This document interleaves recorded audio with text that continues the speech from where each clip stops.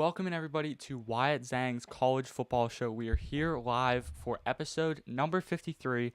If you're watching this live, you might notice that the live stream, I think we tried to do 2 different live streams and they just were bugging out. So we finally got it live. We're finally live here for episode 53. We got a lot to talk about. We got Oklahoma, Ole Miss, and Indiana season previews on the show. We also have SEC head coach rankings, which is going to be a segment that I've been waiting to do for a while because everyone's putting out their SEC head coach rankings. I was like, well, why am I not doing mine? So I'm going to put mine out. I'm also going to be hitting a question that we've had about Kirby Smart and Georgia and whether or not they're still elite. We're also going to be diving into EA Sports' toughest places to play. All of that in tonight's show. So make sure you are subscribed. Make sure you like the video. And let's dive right in. Quick live chat check. We are good. We are live. And everything is good. Let's go ahead and jump into the first segment, as I said. It's going to be a fun one. It's going to be a good show. The college football season is upon us. Let's dive right into it. SEC head coach rankings. We are going to dive into our full 1 through 10 rankings for SEC head coaches.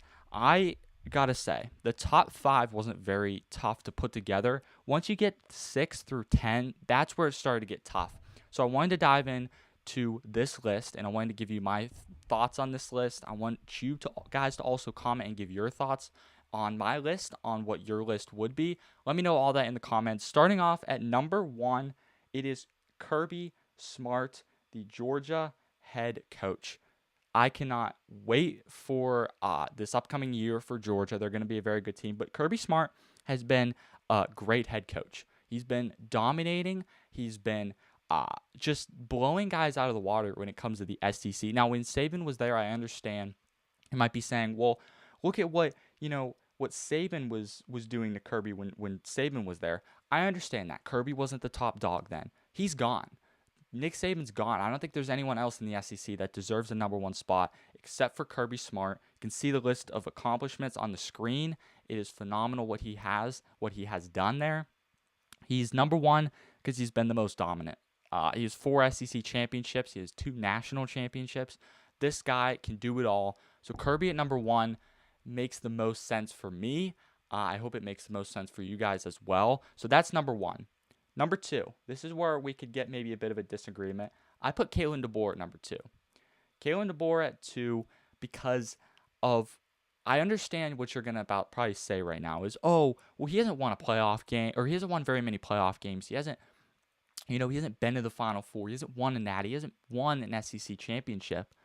But that doesn't matter because he's been the most consistent contender against Georgia over the past years of Kalen DeBoer being at Alabama, which I think he's coming on his 3rd year. So when you look at Kalen DeBoer and you look at what Alabama's done against the number 1 head coach I have ranked, Kirby Smart, they've been the team they've probably been the only team that's consistently beat them. Texas has yet to beat Georgia, which is the reason I don't have Steve Sarkisian at number 1 or 2, because Kalen DeBoer has beat both of them. He has beaten Steve Sarkisian at Texas when he was at Washington. So Kalen DeBoer has beaten both these coaches. I don't think he's good enough to be ahead of Kirby Smart, so I have him slotted in at number 2. I think it's perfect for this list. Heading into number 3, it is none other than Steve Sarkisian, the guy we just talked about. I have Sark here because of a lot of his dominance in the SEC, aside from Alabama and Georgia. He's played 1-0 against Texas A&M. They've played them once, and he beat them. He is, I think he's 2-0 against Texas A&M. Sorry about that. He's 2-0 against Texas A&M. He has multiple wins against teams like LSU and, those mid-tier SEC teams, Ole Miss. Like, he has wins against mid-tier SEC teams, and that's why I have him there. Now, we know the playoff unknowns and the big game struggles, I guess you could say. We know all that, but we also know how good he can be. We've seen him coach at a high level, and it'd be really good. Final Four against Ohio State a few years ago. So Steve Sarkisian at 3, I think, fits there perfectly for me. I don't know where he would fit for you guys. But number 4, this is where it started to get a little interesting, but I think this is a clear cut, in my opinion. I'm going to go number 4, Lane Kiffin at LSU. He was at Ole Miss, now he's at LSU. But he built Ole Miss to be one of the better, or I'm not going to say one of the better, but he built Ole Miss to be a consistent contender in the SEC, to be a consistent 10-2 team, to make a high caliber bowl game, push for the playoffs. That's what he built Ole Miss to be. He built a Final Four caliber team last year. Now he didn't coach them in the playoff, so you can't give him that credit. But in our minds, we can look and say he built that team. He brought Trinidad Chambliss on the team. He brought up Kwan Lacey, Deshaun Stribling. Like, he brought those guys into play, and they're really, really good. He built Ole Miss to be, like I said, a consistent contender against those top dogs like Texas and Georgia and Alabama. He's been competing with those teams. Now he goes to LSU, a place where he has all the resources in the world to play with at his disposal. All the you see he brought 40 transfers, and a lot of them were high caliber guys, a couple 5-stars, Jordan Seaton, Sam Levitt. So you see what he can do at Ole Miss. We know what he can do at LSU. So I think I have Lane Kiffin there at 4, and I think that is not a huge argument. Like, you could argue that, but I don't think it's that. You can't make that big of an argument for him being a top 5 head coach in the SEC. Number 5, this one was tough for me, but I narrowed it down to Mike Elko at Texas A&M. The reason I have Mike Elko at number 5 is because he has, really elevated this Texas A&M team. He took them over for Jimbo Fisher, and you saw what Texas A&M was last year. They were 11-1 heading into the last game of the season. They lost to Texas 11-0, lost to Texas 11-1, went to the playoff. Yes, they lost to Miami in the first round of the playoff, but they still made it to the playoff. So when you look at Mike Elko and say, well, all he has on his resume is he's 0-1 in the playoff. You can't just judge him by his playoff resume. Look what he did at Duke even. Now, I know Duke is in the ACC, but he's a guy that is a program builder, in my opinion. So Mike Elko here, he came in and had instant success. He's still having success at A&M. I think he's going to have another phenomenal year. So him at number 5, you could make an argument, but I'm definitely not going to be making that argument, that's for sure. Number 6 was Oklahoma and Brent Venables. This one was tough. This is where it started to get tough for me, because it's like you could put, Brent Venables at 6. You could put the guy I have at 7 there. Like, you could switch those two. It's really, really tough when you get from 6 to 10, or at least, honestly, from 6 to 12. But number 6 is Brent Venables. He started off kind of bad at Oklahoma. Like, he didn't start off phenomenal. They had some down years. They were 6-7 twice out of the last couple years he's been there. So it's been, up and down. There's been good things. There's been bad things. So overall, I like where this program is at under Brent Venables. So again, he has a college football playoff appearance. Yes, he lost, but he's still a really good coach. He kind of brought OU back, to the stage, to the college football playoff stage. He's the reason Oklahoma is back to a contender like they were in 2020 or 2019, I think, whenever they went to the playoff against LSU. So he's brought Oklahoma back to that, form after Lincoln Riley left. So that's why I have him at 6, because he's, kind of sustained Oklahoma. And I really love what he's doing there and what the future holds for Oklahoma. But that's Brent Venables at number 6. Number 7 is, again, it's a tough one, but I went with Eli Drinkwitz at number 7. He's the Missouri head coach. I really, really, really love what he's done at Missouri. Missouri was not a major team that you would look and say, oh, Missouri, man, they are going to be one of the best teams this year. They were not really that team before Eli Drinkwitz got there. Now they're the team that you look at them on your roster, and you can't just, move past them. You have to look at them as a solid game and say, okay, we got Missouri on our schedule. What week do we play them? Is it home or is it away? Those are things you have to look at when you play Missouri. They're not like, no offense to this team, but they're not like Mississippi State where you look at them and say, put them anywhere. We don't really care where we play them. Missouri, Drinkwitz built Missouri up to be a contender in the SEC. I'm not saying for the SEC title, but to be there in the end, especially for the playoff. He's very underrated. He's always on other teams' hot boards for head coaches. Like you saw last year, he was on Florida's hot board, LSU's hot board, towards the bottom of Penn State's hot board. So he's been a name that's been floated around for other high quality jobs. And I do think within the next 2 years, he'll probably get one of those high caliber jobs just not this year. So Eli Drinkett's at number 7. He's very underrated. As I said, he's having a lot of success at Missouri, and that's one of the reasons I have him at 7. Moving on to number 8. Number 8 was another tough one. It was another tough one. But I went with one of the hottest coaches, I think, in the SEC right now. That'd be my opinion. I went with Clark Lee at Vanderbilt. Clark Lee at Vanderbilt has been a just really solid head coach. He came in at Vanderbilt and started off pretty slow, like relatively slow. But after a few years, man, who would have thought that Vanderbilt would be a college football playoff contender? I would have never thought that. I would have never bet on that. I would have never said, I think that's going to happen personally, but it's happening.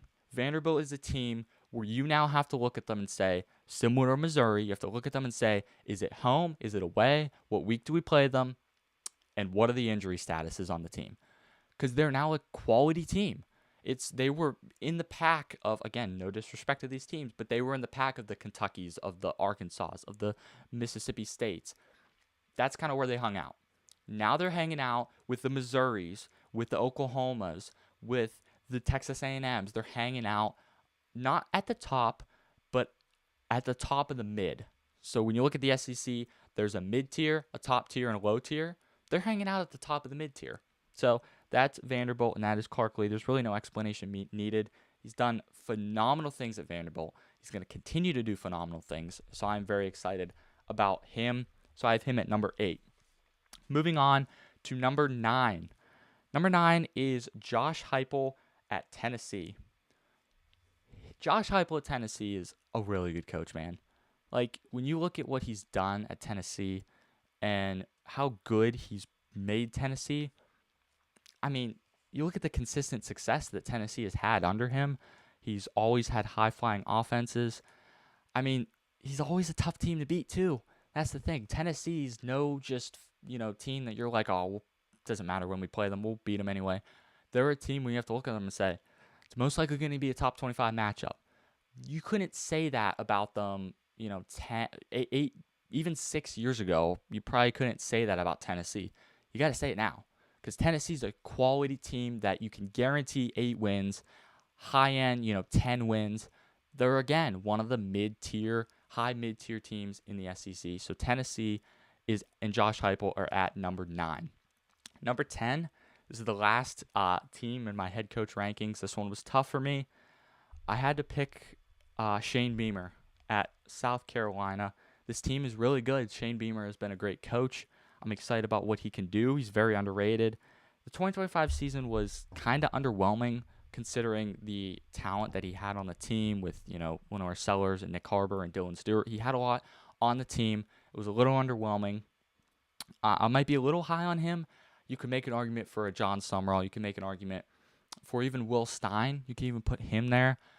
But at the end of the day, I wanted to go with Shane Beamer, someone who's done it long enough, who's had some success. Like they had a 9-win season not that long ago. They were, close to making the 12-team playoff. So you can't count South Carolina totally out yet. So that's why I have them at number 10 as a solid contender. So that's my top 10 SEC head coach rankings. That is 1 through 10. Let me know in the comment section if you guys think I should change anything about the list, add anything to the list, take anything away. So let me know in the comments below. I'll be excited to see your thoughts on that. So yeah, that was it's a very good list, very tough list to put together. Appreciate everyone for watching. Someone commented and said, Kalen DeBoer is definitely a good coach for a coach after Nick Saban, but the SEC has teams that are high or that are in pretty good shape right now, which means it's challenging for a new head coach. Lane Kiffin, in my opinion, has the best chance to become the best coach in the SEC because LSU is the best fit for him. Sure, it took a while for actually turning Ole Miss around. Okay, so basically, I would agree with you there. I think, Lane Kiffin has the opportunity to be one of the better head coaches in the SEC. But overall, as of right now, at this very moment, I have him at 4. But again, he's got the potential to be probably top 2. Be right behind Kirby, in my opinion. So that's my list. And I wouldn't disagree with anything that you said there in the comment section. So yeah, can now move on to some team preview season real quick. I'm excited about team previews. I love doing those. We can go ahead and move along in that. Team preview season is back, and it is time to do the Indiana Hoosiers 2026 team preview. This is going to be a fun one. So, looking at Indiana, the first thing you think about is, okay, they went 16-0 last season. They won the national championship. How do you bounce back from that? It's going to be tough to touch what they did last year. But the question that I have is, what do we get from Josh Hoover? He's a quarterback there, transfer from TCU. What do we get from him? Do we get a top 10 Heisman season? Do we get a average season, like kind of like a TCU high turnover season? What do we get from Josh Hoover at TCU? Because if you can, or Josh Hoover at Indiana, the quarterback, if you can answer that question for me, if you could jump ahead in the season and you could answer that question, I think I have a lot more confidence in what Indiana is going to do in 2026. So that's a big question. If we can get less turnovers from him, I really like this fit. He's one of the best, quarterbacks that would fit here just because of the offense that he ran at TCU. So I'm excited about what he can do there. He's definitely not Fernando Mendoza, but he can be close. I'm not saying that he's going to be like a Heisman winner or even a Heisman top 5, but if he can be relatively close, I think we'll be okay. Next is the wide receiver room. Indiana's wide receiver room is really underrated. They're a really strong duo with Nick Marsh and Charlie Becker. That is probably one of the better duos on this team. So when I look at Indiana, no questions at the wide receiver room for sure. Slight questions at the quarterback room so far. And when you look at the halfback room for them looks relatively solid. So I don't have a ton of questions when it comes to Indiana football offensively. You have Roman Hemby and Keiwan Black are gone at the running back room, so maybe you could say that there's going to be some turnover there. But Turbo Richard, I think, is going to be fine. I think he'll be okay, be able to get some good yards. There's not a ton of depth there, so injuries could potentially hurt you, but I think they'll be okay. I think they're going to be able to have a solid season. As for defense, Bryant Haynes is the defensive coordinator, and I think that's all you got to know. Like, that's literally all I wrote down on this piece of paper right here. Wrote down Bryant Haynes. That's it. That's all you need to know. Bryant Haynes, defensive coordinator there. Like, do we really need to go in depth of what the roster is going to look like? In my opinion, they're going to have a top 10 defense. Definitely top 15, especially with him there. So I have full confidence in Indiana's defense. Then you get to some key players on their defense. Elijah Hardy is a linebacker. He's a junior. He's a guy I really am excited about. Tucker, the nose tackle there, redshirt senior, we're really excited about him. He's going to be able to, really get in there and be a force in stopping the run. Amir Farrell, or I can't even say that name, Farrelly, the strong safety. He's a senior. He's another guy that's going to be really good. So there's a lot of good players on this Indiana team, so I don't have a ton of questions there. The biggest thing for me, for Indiana, could potentially be schedule. This is where you might look at them and say, okay, if we don't get things clicking, we might have some struggles. Now, here's the bright spot. Keep the schedule up. So here's the bright spot. I'm going to keep this graphic up. You start with North Texas, then you go to Howard, or then you start with North Texas, Howard, Western Kentucky, and Northwestern. All 4 games that I just named are easy teams to beat and all at home. So you're probably starting 4-0. That is a great time to really warm up for the upcoming season, for the upcoming games. Right after that, you go at Rutgers, should get a win there, at Nebraska, should get a win there. You might see an undefeated Nebraska team because Nebraska's schedule is pretty relatively easy. Then you have Ohio State at home. So you look at Ohio State and you have them at home. That's huge. So let's say you drop that game, though. You go at Michigan, tough game, and versus USC. Those are probably your 3 toughest games. You have Minnesota in between there. If you can go 10-2 in this schedule, or even 11-1, 10-2 in this schedule, that's a great season. 10-2 will get you in the playoff in this schedule because you'll have a solid win to hang your hat on. You'll probably have a Washington win, and if you can have either the Ohio State, Michigan, or USC win to hang your hat on, you can have the Nebraska win to hang your hat on. So Indiana, for me, looks really good. Looks like they have a lot of potential. The schedule, as I said, could have some tough areas, but I think overall they got a relatively good schedule pull from the Big Ten. So my record prediction for them is most likely 11-1. My high end is 12-0. Like there's 12-0 on the schedule. My low end is also 9-3. I think you could lose to USC, Ohio State, and Michigan. You could potentially go 8-4 if all things go wrong. Drop the Nebraska game or the Washington game, both on the road. But I think they're going to be okay, and I'm going to call my shot at most likely 10-2. I said 11-1, but I'm going to change it to most likely 10-2, maybe 11-1. I'll see there. But that's my full Indiana season preview for 2026. Let me know in the comments if you agreed or disagreed, and I will be down there to let you know my thoughts on your comments as well. So there is Indiana's solid schedule. Indiana has a solid schedule. Like, Indiana doesn't have an overly tough schedule. I think they're going to be relatively okay in 2026. So that's Indiana. What about, we got Ole Miss and Oklahoma next. That's going to be interesting. It's going to be a very interesting time, or a very interesting one to talk about. Oklahoma season preview for 2026. What are the Sooners going to be when it comes time to spot the ball? My question for Oklahoma is, can they run the ball? I don't have very many more questions than can they run the ball.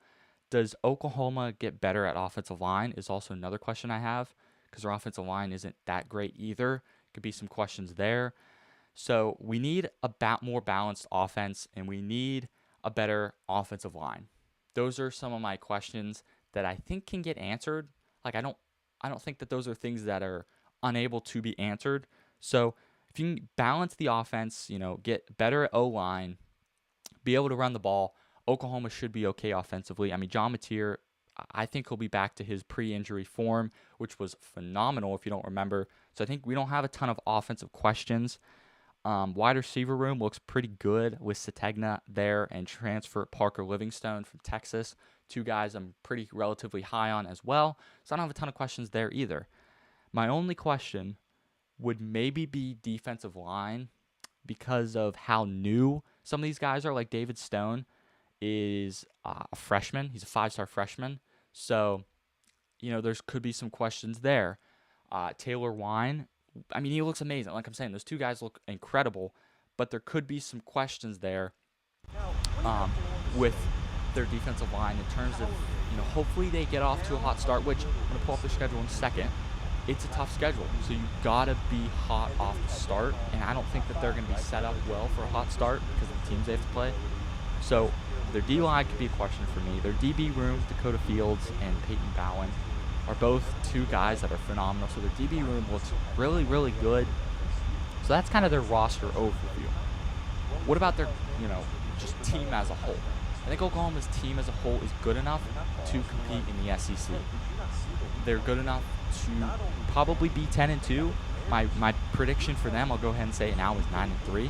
But I think they're good enough to be a 10-2 team. That's my high for them. My low is 7-5. I'm going to pull up their schedule right now. 7-5's potential on the schedule.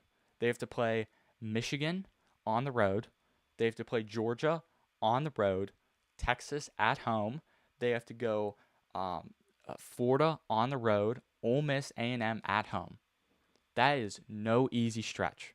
You also have to go South Carolina at home, which I think South Carolina is going to be a sneaky contender this year. So looking at the schedule, that is a tough schedule. That is for sure. That's a tough schedule. So there's no easing into things when you have to play Michigan, Georgia, and Texas in the first 5 games of the season. So my questions for Oklahoma is, if you're going to lose early and win late. Like if you lose, if you start off slow, you're probably dropping Georgia, Texas. Might be able to beat Michigan. You got to win out, man. You got to beat Florida. You got to beat Ole Miss. You got to beat A&M. You got to beat South Carolina. You're going to have to be really, really strong late, which I think Oklahoma can be. So their schedule works out relatively okay for them. Tough schedule. It's a top 5 toughest schedule in college football for sure. So that's kind of my Oklahoma 2026 season preview for them. Make sure you let me know in the comments your thoughts on it and what you think Oklahoma's final record would be in 2026. So that's Oklahoma. I wanted to touch on this Georgia or Ole Miss preview, and then we're going to hit Georgia. And I'm going to save the top 10. I'm going to save the top 10 stadiums for the Thursday show. I'm going to go ahead. We're going to save the top 10 stadiums for another show. Just because we're just going to save that for another show. This is going to be a shorter show, but that's okay. Got a lot going on. So, shorter show as it is. We'll start to amp up in July whenever we get to maybe 2 shows a week sometime in July. But yeah, as of right now, going to be a shorter show tonight. Ole Miss 2026 season preview. What are their team going to be looking like as a whole in the the Lane Kiffin era is over, There's no more Lane Kiffin. The question is, can Coach Golding keep this team going and keep the ship floating? That's my question. That is my question. There's going to be most likely regression no matter what happens in 2026. I can probably guarantee you that. But when you look at the rest of the roster, Trinidad Chambliss returns. Does he get better is my question, because if he gets better, that would be really, really good for them. He had 3,937 yards last year and 22 touchdowns, and he didn't even play the entire season. That's the thing. I think he only played 10 out of the 12 regular season games. So he's phenomenal. If we can replicate that, we're going to be fine. If he gets better than that, you're looking at a playoff team for sure. A Final Four team again, probably, because I'm so high on this team. Now, he's losing some wide receiver help, but Quan Lacey returns at running back, so we have that going for us. He was a phenomenal guy, 1,500-yard rusher, 24 touchdowns. Did you know Quan Lacey and Trinidad Chambliss combined for a total of 46 touchdowns last year, which is insane. It's phenomenal. And they were returning 46 touchdowns. But Quan Lacey, he's a key player on their offense for sure.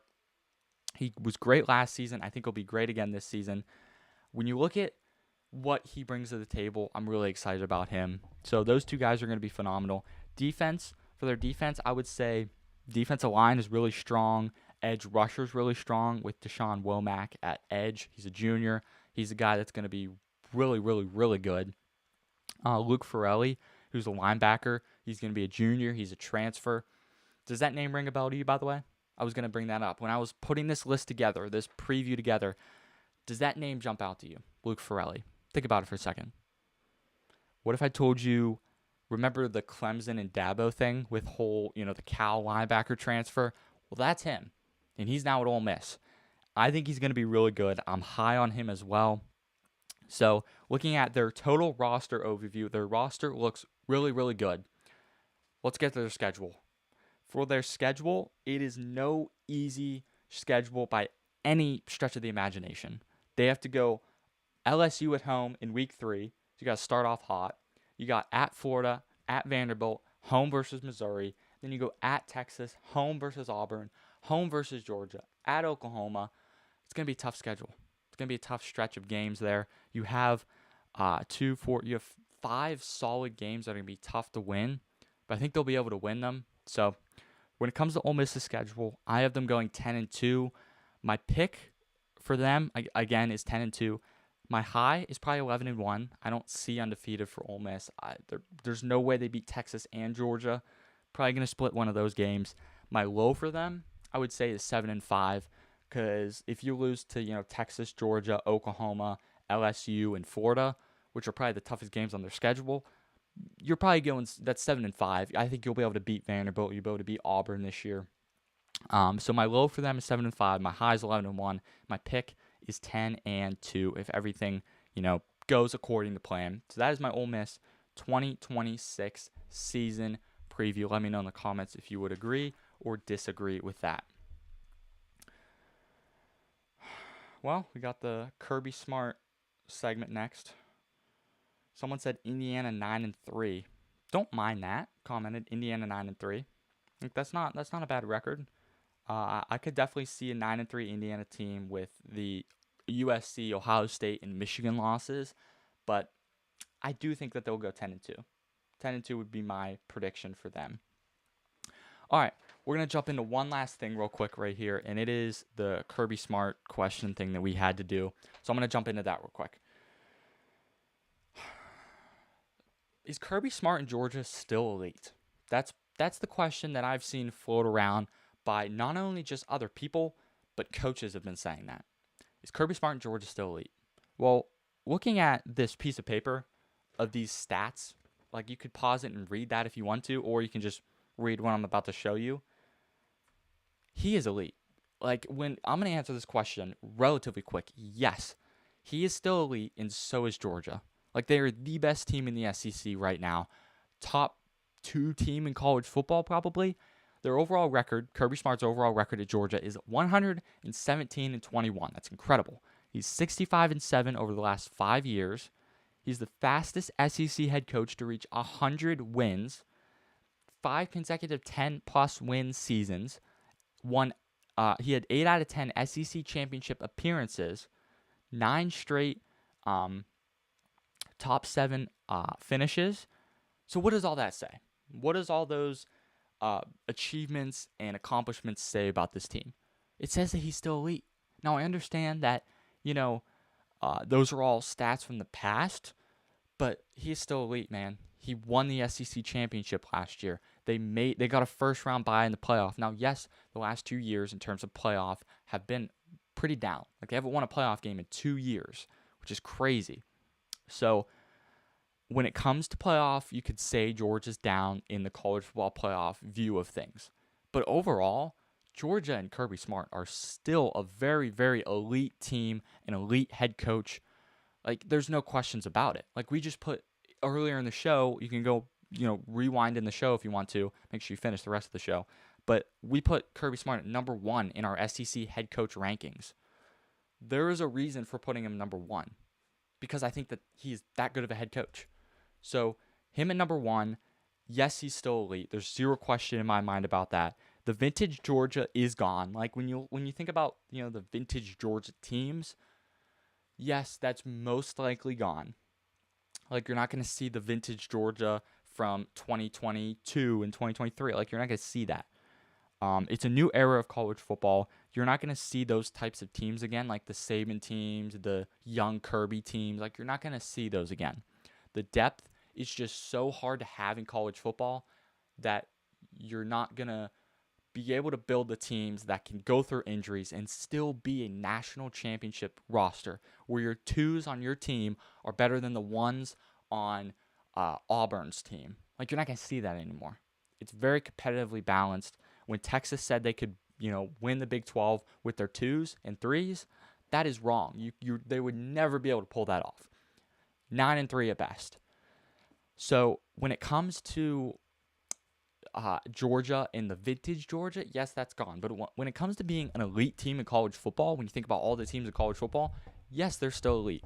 There's no question in my mind whether they're still elite. So, number 1, are they still elite? Yes. Is Georgia still elite? Yes. The answer to both questions there. Here's another stat. The recruiting classes. 2021, they were 4th. 2022, 3rd. 2023, 2nd. 2024, 1st. 2025, 1st. 2026, 6th. So you can make an argument that they're having their lowest recruiting class in 10-ish or 6-ish years, but they're still an elite team. They're still recruiting at a high level consistently. They had the number 1 recruiting class last year. They're going number 6 this year. Probably going to have a top 3 class this upcoming year. So is Georgia still elite? Yes. Is Kirby Smart still elite? Yes. That answers your question. Yes and yes. They are very elite, and they're still at the top of college football. And if you disagree, let me know in the comments. Let me know in the comment section if you disagree with that, if you think that they're slipping away. But give your reason why.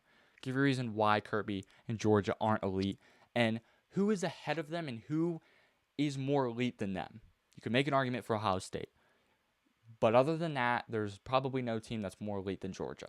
So that's my take on this entire situation. Georgia and Kirby Smart are still elite. Let me know in the comments if you disagree. All right, that is also that segment, but that is also the show. I appreciate you guys for watching. As I said, it was a shorter one, but we will probably be back for a Thursday show. I'm not sure when we're going to start up doing that again. Either this Thursday or next Thursday we'll start doing that. I'll keep you updated again. We're also in this studio at home.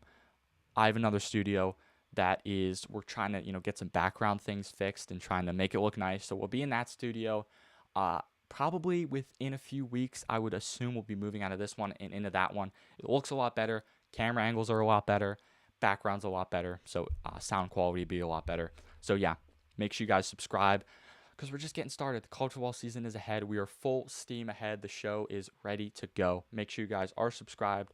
We'll see you guys back here probably either Thursday night or Sunday night. I'll let you guys know. Make sure you subscribe and follow me on Twitter for that updates. We'll see you guys back here some night, and I hope you guys have a great start to your week, and God bless.